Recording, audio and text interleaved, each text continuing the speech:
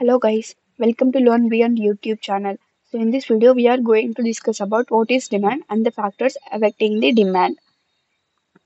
So first of all what is demand demand అంటే ఏంటి so ఏదైనా ఒక ప్రోడక్ట్ కి డిమాండ్ అనేది ఎలా వస్తుంది so demand refers to the willingness and ability of consumers to buy a product or service at a given price so ఏదైనా ఒక ప్రోడక్ట్ కి డిమాండ్ రావాలి అంటే ఆ కొనే ఆ ప్రోడక్ట్ కొనే కస్టమర్ కి సో అది కొనాలి అనే కోరిక అండ్ ఇంకా అది కొనగలిగే అంత ఎబిలిటీ రెండు ఉండాలన్నమాట అప్పుడే ఆ ప్రోడక్ట్ కి డిమాండ్ అనేది ఏర్పడుతుంది so if demand is high sales increases if demand is low sales decreases ఒకవేళ డిమాండ్ అనేది పెరిగితే సేల్స్ అనేవి పెరుగుతాయి అదే డిమాండ్ తగ్గితే సేల్స్ కూడా తగ్గుతాయి for example iPhone price drops to 40,000 demand increases iPhone price and cost అనేది 40,000 కి తగ్గితే డిమాండ్ అనేది దానికి ఇంక్రీజ్ అవుతుంది ఎందుకంటే చాలా మంది ఐఫోన్ వాడేకి ఇష్టపడతారు అది కాస్ట్ ఎక్కువ ఉంది కాబట్టి ఇప్పుడు చాలా మంది అంటే కొనలేకపోతున్నారు అదే ఒకవేళ దాని కాస్ట్ అనేది 40,000 కి తగ్గిపోతే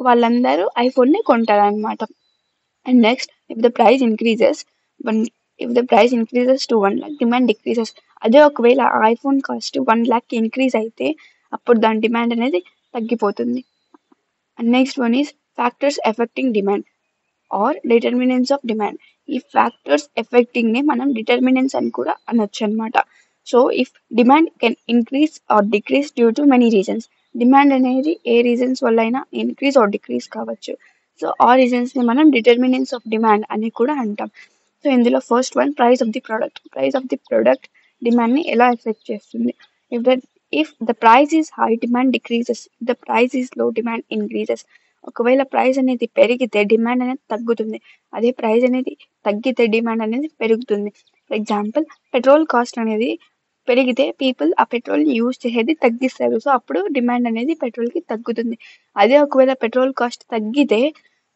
చాలా మంది ఆ పెట్రోల్ ని చాలా కన్జ్యూమ్ చేస్తారు సో అప్పుడు ఆ పెట్రోల్ కి డిమాండ్ అనేది పెరుగుతుంది అండ్ నెక్స్ట్ కన్జ్యూమర్ ఇన్కమ్ అంటే ఏంటి if people earn more they spend more on expensive products so ఇప్పుడు ఎవరికైనా ఎక్కువ డబ్బులు వస్తే వాళ్ళు ఎక్స్పెన్సివ్ ప్రొడక్ట్స్ కొనాలి అని అనుకుంటారు ఎగ్జాంపుల్ సాలరీ అనేది ఇంక్రీజ్ అయితే so people may buy luxury cars or phones instead of budget phones so ఇప్పుడు సాలరీ రాకముందు వాళ్ళ బడ్జెట్ కి తగ్గట్టు ఫోన్స్ అలా కొంటూ ఉండేవాళ్ళు ఒకవేళ సాలరీ అనేది ఇంక్రీజ్ అయితే ఐఫోన్స్ అలాగే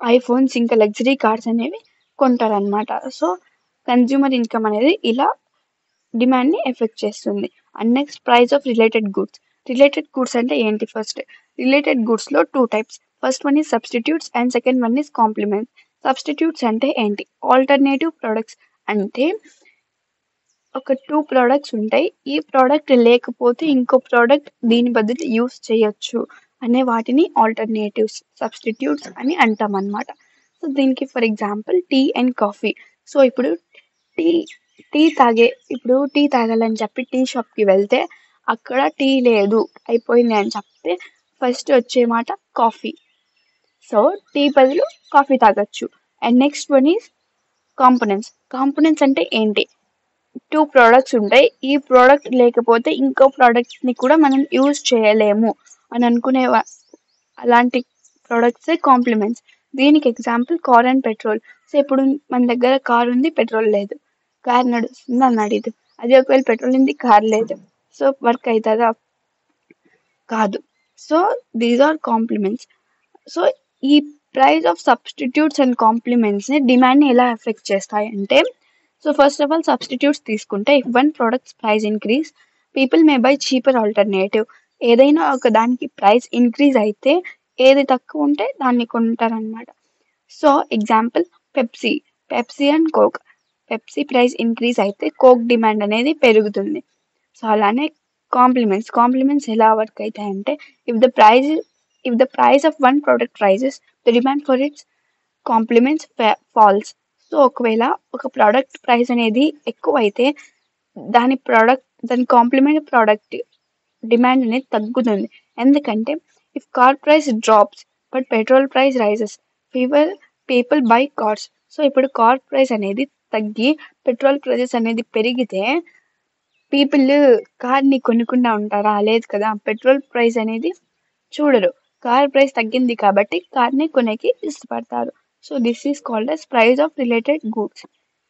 next one is consumer preference and trends. Consumer ఎలా ప్రిఫర్ చేస్తాడు ఏ ఐటమ్ అయినా కొనాలి అని అనే దాన్ని దీంట్లో చెప్తాం. So if A product is trending, it's demand increases. So ఏదైనా ఒక ప్రోడక్ట్ ట్రెండింగ్ లో ఉంటే అప్పుడు దాని డిమాండ్ అనేది ఇంక్రీజ్ అవుతుంది.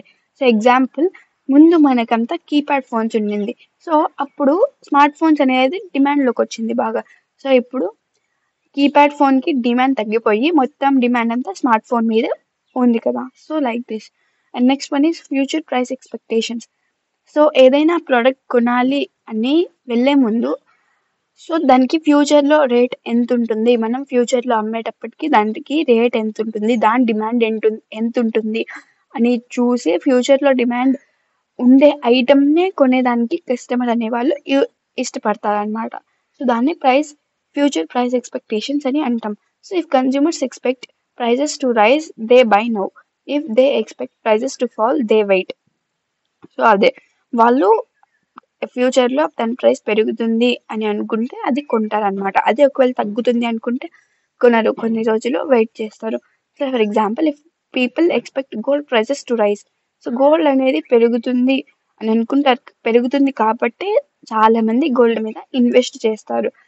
And next one is population and market size. Population ఎక్కువ అయ్యే కొద్దీ డిమాండ్ అనేది కూడా ఎక్కువ అవుతుంది అనమాట. So India has a huge smart phone market because of it's large population. So మన ఇండియాలో హ్యూజ్ స్మార్ట్ ఫోన్ మార్కెట్ ఉంది, ఎందుకంటే మన ఇండియాలో పాపులేషన్ కూడా ఎక్కువ కాబట్టి. అండ్ సో లాస్ట్కి కన్క్లూషన్ ఏంటంటే, సో డిమాండ్ అంటే ఏంటి అని చూసినాం ఈ వీడియోలో. డిమాండ్ అంటే ఏంటి? విల్లింగ్నెస్ అంటే కోరిక, అండ్ ఎబిలిటీ, కోరిక మరియు ఎబిలిటీ రెండు ఉంటేనే ఆ ప్రోడక్ట్కి డిమాండ్ అనేది పెరుగుతుంది. And next one is determinants of demand. So ఏ ఫ్యాక్టర్స్ అనేది డిమాండ్ని ఎఫెక్ట్ చేస్తున్నాయంటే, price, income, substitute goods, trends, future price expectations and population.